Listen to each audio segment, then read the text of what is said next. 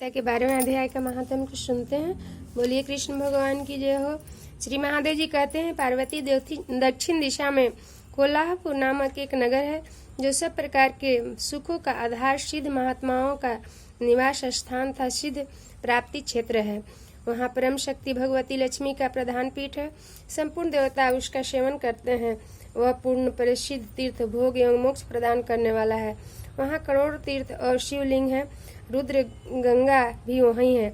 वह विशाल नगर लोगों में बहुत विख्यात है। एक दिन कोई युवक पुरुष उस नगर में आया। वह कहीं का राजकुमार था। उसके शरीर का रंग गोरा, नेत्र सुंदर, ग्रीवा शंख के समान, कंधे मोटे, छाती चौड़ी था, भुजाएं बड़ी बड़ी थी। नगर में प्रवेश करके सब और महलों की शोभा निहारता हुआ वह देवेश्वरी महालक्ष्मी के दर्शनार्थ उत्कंठित हो मणिकंठ तीर्थ में गया और वहाँ स्नान करके अपने पितरों का तर्पण किया। फिर महामाया महालक्ष्मी जी को प्रणाम करके भक्तिपूर्वक सत्वन करना प्रारंभ किया। राजकुमार बोले, जिसके हृदय में असीम दया भरी हुई है, जो समस्त कामनाओं को देती है तथा अपने कटाक्ष मात्र से सारे जगत की सृष्टि, पालन और संहार करती है, उस जगत माता महालक्ष्मी जय हो। उस जगत माता महालक्ष्मी की जय हो, जिस शक्ति के सहारे, जिसके आदेश के अनुसार परम श्रेष्ठ ब्रह्मा सृष्टि करते हैं, भगवान अच्युत भगवान का पालन करते हैं, उस भगवान रुद्र अखिल विश्व का संहार करते हैं, उस सृष्टि, पालन और संहार की शक्ति से संपन्न भगवती प्रेम शक्ति का मैं भजन करता हूँ। कमले योगीजन तुम्हारे चरण कमलों का चिंतन करते हैं। कमलालय, तुम अपनी स्वाभाविक सत्ता से ही हमारे समस्त इंद्रियों गोचर विषयों को जानती हो।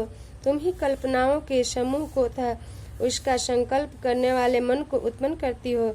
इच्छा शक्ति, ज्ञान शक्ति और क्रिया शक्ति, ये सब तुम्हारे ही रूप हैं।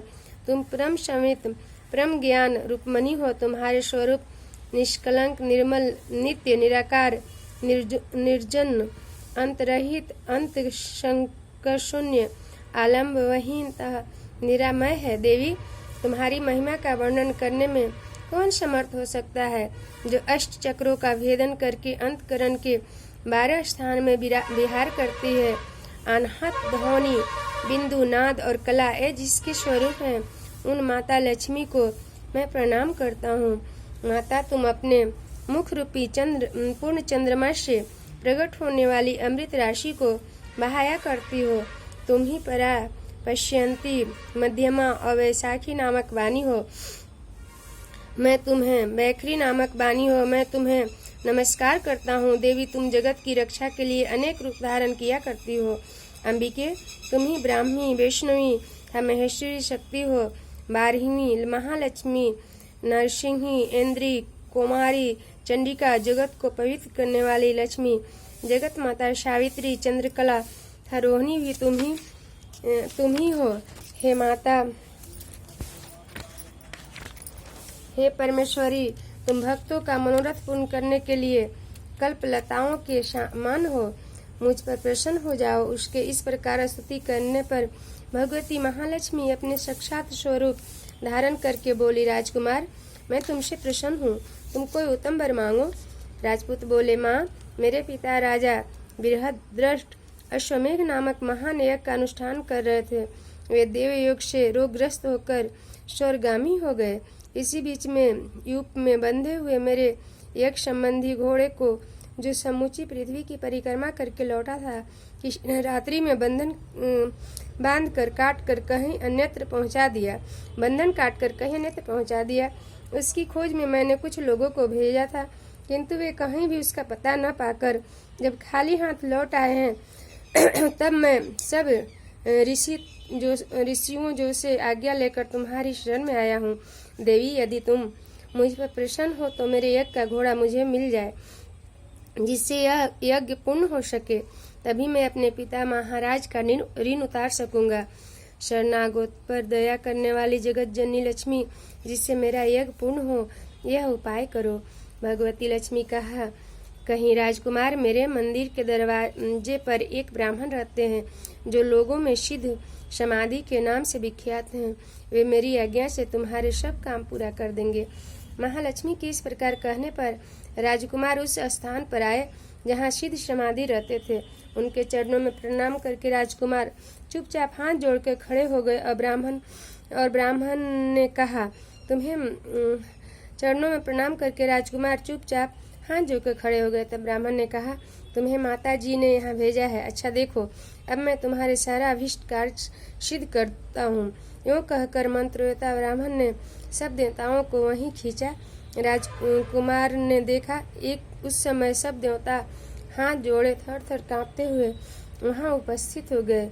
तब उन श्रेष्ठ ब्राह्मण ने समस्त देवताओं से कहा, देवगण, इस राजकुमार का अश्व जो यज्ञ के लिए निश्चित हो चुका था, रात में देवराज इंद्र ने चुरा कर अन्यत्र पहुंचा दिया है, उसे शीघ्र ही ले आओ।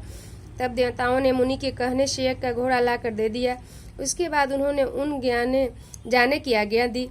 देवताओं का आकर्षण देखकर तथा खोए हुए अश्व को देख पाकर राजकुमार ने मुनि के चरणों में प्रणाम करके कहा, महर्षि, आपका यह सामर्थ्य आश्चर्यजनक है। आप ही ऐसा कार्य कर सकते हैं, दूसरा कोई नहीं। ब्राह्मण, मेरी प्रार्थना है, सुनिए।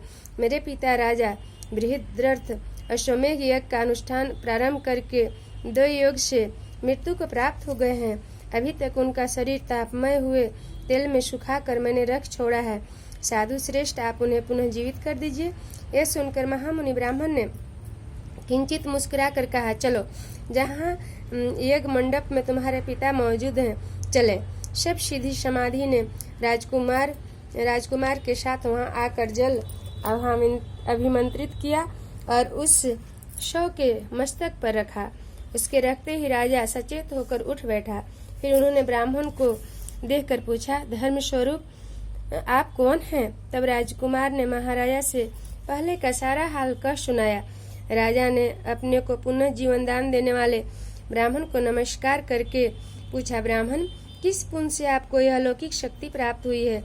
उनको यो कहने पर ब्राह्मण ने मधुर वाणी में कहा, राजन, मैं प्रतिदिन आलस्य रहित होकर गीता के 12वें अध्याय का जप करता हूँ, जिससे मुझे यह शक्ति मिली हुई है जिससे तुम्हें जीवन प्राप्त हुआ है। यह सुनकर ब्राह्मण सहित राजा ने उस महर्षि से गीता के 12वें अध्याय का अध्ययन किया। उसके महात्म से उन सब की सद्गति हो गई। दूसरे जीव भी उसके पाठ से परम मोक्ष को प्राप्त हो चुके हैं। श्री कृष्ण गोविंद हरे मुरारी, हे नाथ नारायण वासुदेव। श्री कृष्ण गोविंद हरे मुरारी, हे नाथ नारायण वासुदेव।